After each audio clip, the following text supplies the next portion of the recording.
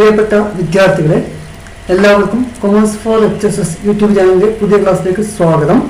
ഇന്നത്തെ ക്ലാസ്സിൽ നമ്മൾ പഠിക്കാൻ പോകുന്നത് ഒന്നാം വർഷ അക്കൗണ്ടൻസിയുടെ 9ാം അധ്യായമായ ഫിനാൻഷ്യൽ സ്റ്റേറ്റ്മെൻറ്റ്സ് 1. ഇതിനകത്ത് എങ്ങനെ ഒരു ട്രേഡിംഗ് അക്കൗണ്ട് തയ്യാറാക്കാം, ഒരു ഇല്ലസ്ട്രേഷനാണ് നമ്മൾ പരിചയപ്പെടുന്നത്. നമുക്ക് ക്വസ്റ്റ്യനിലേക്ക് കിടക്കാം. Prepare A trading account of Messrs Anjali from the following information relating to March 31st, 2017. Put the information: opening stock, purchases, sales, purchase returns, sales returns, carriage on purchase, carriage on sales, factory rent, office rent, dock and clearing charges, freight and octroi, coal, gas and water. 3 items are തന്നിരിക്കുന്നത്. അപ്പോൾ നമുക്ക് ഇവിടെ തയ്യാറാക്കുന്ന trading account ആണ്. Trading account നമ്മൾ പ്രധാനമായിട്ടും എടുക്കുന്നത് opening സ്റ്റോക്കും അതുപോലെ തന്നെ പർച്ചേസ് ഡയറക്റ്റ് എക്സ്പെൻസ് ആണ്. പർച്ചേസിന് മെയിൻ ആയിട്ടുള്ള ഡയറക്റ്റ് എക്സ്പെൻസ് ആണ്. അതുപോലെ തന്നെ മറ്റ് ഡയറക്റ്റ് എക്സ്പെൻസ്, ഫാക്ടറി അതുപോലെ പ്രൊഡക്ഷനുമായി ബന്ധപ്പെടുന്ന ഡയറക്റ്റ് എക്സ്പെൻസ്, അത് സെയിൽസുമായിട്ട് ബന്ധപ്പെടുന്ന ഡയറക്റ്റ് എക്സ്പെൻസ് എടുക്കണം. അതുപോലെ ഡയറക്റ്റ് ഇൻകം എടുക്കണം. ഇത്രയും കാര്യങ്ങളാണ് ഈ ട്രേഡിംഗ് അക്കൗണ്ട് തയ്യാറാക്കുമ്പോൾ നമ്മൾ എടുക്കേണ്ടത്. അപ്പോൾ നമ്മൾ ആദ്യം ഒരു ഹെഡിങ് കൊടുക്കണം ട്രേഡിംഗ് അക്കൗണ്ടിന്. Trading account heading: trading account for the year end 31st March 2017. 2017 March 30 അവസാനിക്കുന്ന വർഷത്തെ ട്രേഡിംഗ് അക്കൗണ്ടാണ് ഇവിടെ തയ്യാറാക്കുന്നത്. ട്രേഡിംഗ് അക്കൗണ്ട് നേരത്തെ പറഞ്ഞ 2 സൈഡാണ്, ഡെബിറ്റ് സൈഡും ക്രെഡിറ്റ് സൈഡും. ഡെബിറ്റ് സൈഡിൽ എക്സ്പെൻസസ് ഓർ ലോസസും, ക്രെഡിറ്റ് സൈഡിൽ റവന്യൂസ് ഓർ ഗെയിൻസുമാണ് രേഖപ്പെടുത്തേണ്ടത്. അപ്പോൾ നമ്മളിവിടെ trading account started with opening stock. അപ്പോൾ നമ്മൾ ആദ്യം ഓപ്പണിംഗ് സ്റ്റോക്ക് ഉണ്ടെന്ന് നോക്കണം. ഓപ്പണിംഗ് സ്റ്റോക്ക് ഉണ്ടെങ്കിൽ അതാണ് ആദ്യം എടുക്കേണ്ടത്. ഇപ്പോൾ നമുക്ക് ക്വസ്റ്റിനകത്ത് ഓപ്പണിംഗ് സ്റ്റോക്ക് 60,000 രൂപ തന്നിട്ടുണ്ട്. അപ്പോൾ ഫസ്റ്റ് ഓപ്പണിംഗ് സ്റ്റോക്ക് നമ്മൾ നേരത്തെ ജാനുവരി പഠിച്ചിട്ടുണ്ട്. ഓപ്പണിംഗ് സ്റ്റോക്ക് എന്ന് പറയുമ്പോൾ എന്താണ്? ഓപ്പണിംഗ് സ്റ്റോക്ക് നമ്മൾ ഈ വർഷം എടുക്കുമ്പോൾ സാധാരണ സ്റ്റോക്ക് നല്ല അസറ്റാണ്, ഇത് ക്ലോസ് ചെയ്യണം. ട്രേഡിംഗ് അക്കൗണ്ടിലേക്ക് ട്രാൻസ്ഫർ ചെയ്യുന്ന സമയത്ത് ജാനുവരി വരുന്ന trading account debtor to opening stock എന്നാണ്. ഇപ്പോൾ ട്രേഡിംഗ് അക്കൗണ്ട് ഡെബിറ്റ് ചെയ്തതുകൊണ്ട് opening stock trading account debit സൈഡിലാണ് പോസ്റ്റ് ചെയ്യുന്നത്. അപ്പോൾ ഒന്നാമത്തെ ഐറ്റം ട്രേഡിംഗ് അക്കൗണ്ട് ഡെബിറ്റ് സൈഡിൽ opening stock amount 60,000. Opening stock എടുത്തു കഴിഞ്ഞാൽ അടുത്ത ഐറ്റം വരുന്നത് പ്രധാനമായിട്ടുള്ള ഡയറക്റ്റ് എക്സ്പെൻസ്. ഏറ്റവും പ്രധാനപ്പെട്ട എക്സ്പെൻസ് പർച്ചേസസ് ആണ്. അപ്പോൾ നമ്മളുടെ അടുത്ത ഐറ്റം വരുന്നത് പർച്ചേസസും അതുപോലെ നോക്കുക there may be purchase returns. അപ്പോൾ പർച്ചേസ് റിട്ടേൺസ് വരുന്നതാണ് പർച്ചേസിൻ്റെ വാല്യൂ കുറയും. അപ്പോൾ പർച്ചേസ് റിട്ടേൺസ് വരുമ്പോൾ പർച്ചേസിൻ്റെ വാല്യൂ കുറയുന്നത് കൊണ്ട് പർച്ചേസ് റിട്ടേൺസ് ലെസ് ആയിട്ടാണ് കാണിക്കേണ്ടത്.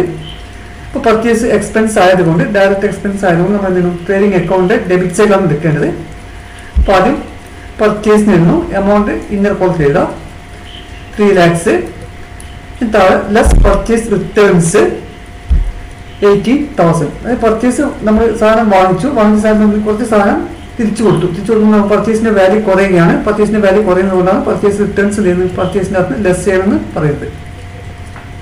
അതിനുശേഷം ഇതുമായി ബന്ധപ്പെടുന്ന ഡയറക്റ്റ് എക്സ്പെൻസസ് ആണ് എടുക്കേണ്ടത്. അപ്പം പിന്നെ വരുന്ന അടുത്ത എക്സ്പെൻസ് ആണ് കാരേജ് ഓൺ പർച്ചേസ് ആണ്. Carriage on purchase is A direct expense. കാരണം സാധനം വാങ്ങിച്ച് നമ്മൾ കൊണ്ടുവന്നാൽ മാത്രമേ നമുക്ക് വിൽക്കാൻ പറ്റൂ. അപ്പോൾ വാങ്ങിച്ച സാധനം ഷോപ്പിൽ നിന്ന് അല്ലെങ്കിൽ ഫാക്ടറിയിൽ എത്തിക്കുന്നതിനുള്ള ചിലവാണ് കാരേജ് ഓൺ പർച്ചേസ്, അത് കാരേജ് ഇൻവേർഡ് എന്ന് പറയും. അപ്പോൾ ഡയറക്റ്റ് എക്സ്പെൻസ് ആയതുകൊണ്ട് നമ്മൾ എന്ത് ചെയ്യണം? ട്രേഡിംഗ് അക്കൗണ്ട് ഡെബിറ്റ്സ് എടുക്കാൻ carriage on purchase amount 12,000. Next ഇവിടെ വന്നിരിക്കുന്ന ഐറ്റം കാരേജ് ഓൺ സെയിൽസ് ആണ്. കാരേജ് ഓൺ സെയിൽസ് ആണ് നമ്മൾ ഡയറക്റ്റ് എക്സ്പെൻസ് ആയിട്ടുള്ള ട്രീറ്റ് ചെയ്ത് it is N indirect expense. കാരണം സാധനം നമ്മൾ പിന്നെ കാരേജ് ഓൺ സെയിൽസ് സാധനം നമ്മൾ ഡെലിവറി ചെയ്യണമെന്നില്ല, അല്ലെങ്കിൽ വിൽക്കുന്ന സാധനം നമുക്ക് അവിടെ എത്തിച്ചു കൊടുക്കണമെന്നില്ല, വേണമെങ്കിൽ കസ്റ്റമർക്ക് വന്ന് വാങ്ങിക്കാം. അത് ഒരു ഡയറക്റ്റ് എക്സ്പെൻസ് ആയി ട്രീറ്റ് ചെയ്യുന്നില്ല. അതുകൊണ്ട് it is not taken into trading account. Next വരുന്നത് ഫാക്ടറി റെന്റ് ആണ്. ഫാക്ടറി റെന്റിനും ഫാക്ടറിയുമായിട്ട് ബന്ധപ്പെടുന്ന റെന്റ് ആയതുകൊണ്ട് it is a direct expense. അപ്പോൾ പ്രൊഡക്ഷനുമായി ബന്ധപ്പെടുന്നത് കൊണ്ട് factory rent is a direct expense. അപ്പോൾ next factory rent amount 18,000 debit സൈഡിൽ എടുക്കുന്നു. അതുപോലെ അടുത്ത് വരുന്നത് ഓഫീസ് റെന്റ് ആണ്.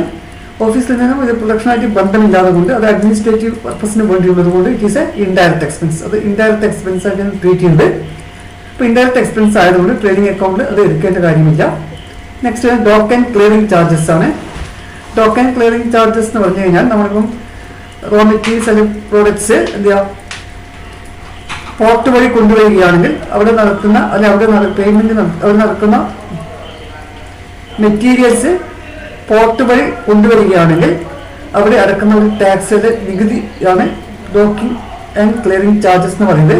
അപ്പോൾ അതും എന്താണ് പർച്ചേസുമായിട്ട് ഒരു ഡയറക്റ്റ് ബന്ധമുള്ളത് കൊണ്ട് it is treated as a direct expense. അപ്പോൾ നമ്മൾ എന്ത് ചെയ്യണം, ഡെബിറ്റ് സൈഡാണ് നിൽക്കുന്നത് direct expense. Dock and clearing charges amount 48,000. അടുത്ത് വരുന്നത് ഫ്രൈറ്റ് ആൻഡ് ഓക്ട്രോയ് ആണ്. ഇത് നേരത്തെ നമ്മൾ പറഞ്ഞതുപോലെ പർച്ചേസുമായി ബന്ധപ്പെടുന്ന ഒരു ടാക്സ് ആണ്.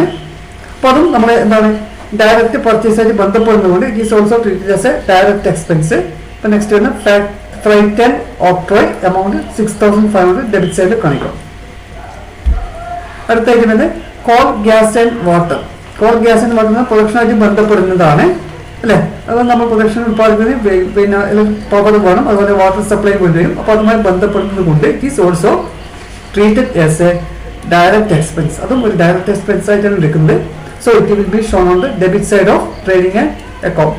അപ്പോൾ ട്രേഡിംഗ് അക്കൗണ്ട് ഡെബിറ്റ് സൈഡ് എടുക്കുന്നത് call, gas and water amount 10,000. അപ്പോൾ ഇത്രയും എക്സ്പെൻസുകളാണ് വരുന്നത്. അപ്പോൾ നമ്മൾ ശ്രദ്ധിക്കുന്നത് ഇവിടെ ട്രേഡിംഗ് അക്കൗണ്ടിൽ നമ്മൾ ഡയറക്റ്റ് എക്സ്പെൻസ് മാത്രമേ എടുക്കുന്നുള്ളൂ. ഇൻഡയറക്റ്റ് എക്സ്പെൻസ് ട്രേഡിംഗ് അക്കൗണ്ട് എടുക്കാൻ പാടുള്ളതല്ല. ഇനി അടുത്ത റവന്യൂസ് ആണ്. റവന്യൂസ് എന്ന് പറഞ്ഞാൽ പ്രധാനമായിട്ടും വരുന്നത് സെയിൽസ് ആണ്. അപ്പോൾ ഡയറക്റ്റ് ഇൻകം മാത്രമാണ് എടുക്കുന്നത്. ഡയറക്റ്റ് ഇൻകം സെയിൽസ് മാത്രമാണ്. ബാക്കിയെല്ലാം ഇൻകംസ് എന്താണ് ഇൻഡയറക്റ്റ് ഇൻകംസ് ആയിട്ടാണ് നമ്മൾ ട്രീറ്റ് ചെയ്യുന്നത്. ഇപ്പോൾ നമുക്ക് സെയിൽസും ഉണ്ട്, അതുപോലെ സെയിൽസ് റിട്ടേൺസ് ഉണ്ട്. സെയിൽസ് റിട്ടേൺസ് വരുമ്പോൾ എന്താവും, സെയിൽസിന്റെ വാല്യൂ കുറയും. അപ്പോൾ നമ്മൾ ഏകദേശം 50,000 രൂപയുടെ സാധനം വിറ്റു, അത് 30,000 രൂപയുടെ സാധനം തിരിച്ചു വന്നു. അപ്പോൾ നമ്മുടെ സെയിൽസിന്റെ വാല്യൂ കുറയും. അപ്പോൾ നമ്മൾ എന്താ സെയിൽസിനകത്ത് സെയിൽസ് റിട്ടേൺസ് ലെസ് ചെയ്യണം. ഇപ്പോൾ ക്രെഡിറ്റ് സൈഡിലാണ് എഴുതുന്നത്, റവന്യൂ സൈഡിലല്ല ക്രെഡിറ്റ് സൈഡിലാണ് എഴുതുന്നത്. സെയിൽസ് എമൗണ്ട് ഇന്നർ കോട്ട് ചെയ്യുന്നു 7,50,000 പ്ലസ് സെയിൽസ് റിട്ടേൺസ് 30,000. അപ്പോൾ അത് മൈനസ് ചെയ്തിട്ട് 7,20,000 എമൗണ്ട് കൊടുക്കുന്നത് തരില്ല. അപ്പോൾ ഇത്രയും ഐറ്റംസ് ആണ് നമുക്കിവിടെ വരുന്നത്. പിന്നെ നമ്മൾ നേരത്തെ അക്കൗണ്ടുകൾ ചെയ്ത പോലെ തന്നെ ബാലൻസ് ചെയ്യുകയാണ്. ഇപ്പോൾ റവന്യൂ സൈഡ് അല്ലെ ഇൻകം സൈഡും എക്സ്പെൻസ് തമ്മിൽ കമ്പയർ ചെയ്യണം. നമുക്കിവിടെ ക്രെഡിറ്റ് സൈഡിൽ ഇൻകം സൈഡാണ് കൂടുതലായിട്ട് വരുന്നത്. അപ്പോൾ നമ്മൾ ടോട്ടൽ എമൗണ്ട് 7,20,000 എടുക്കുന്നു. അപ്പോൾ അതേ എമൗണ്ടിനെ ഡെബിറ്റ് സൈഡിൽ ടോട്ടലായിട്ട് എടുക്കുക. 7,20,000 അത് ടോട്ടൽ എക്സ്പെൻസ് ലെസ് ചെയ്യുന്നു. അപ്പോൾ ലെസ് ചെയ്തിരുന്ന എമൗണ്ട് നമുക്കിവിടെ കിട്ടുന്നത് 2,83,500 ആണ്. അപ്പോൾ നമുക്ക് ഡെബിറ്റ് സൈഡിലാണ് കുറവ്. അപ്പോൾ ഡെബിറ്റ് സൈഡിൽ കുറവ് അതുകൊണ്ട് ആ എമൗണ്ട് നമ്മൾ എന്ത് ചെയ്യുക, ഡെബിറ്റ് സൈഡിലെ എമൗണ്ട് കൊടുക്കുന്നതിനകത്ത് എഴുതുകയും അത് നേരെ നമ്മൾ എഴുതുന്നത് ഗ്രോസ് പ്രോഫിറ്റ്. അപ്പോൾ excess of income over expense is called gross profit. അപ്പോൾ ഈ രീതിയിലാണ് ഒരു ട്രേഡിംഗ് അക്കൗണ്ട് നമ്മൾ തയ്യാറാക്കുന്നത്.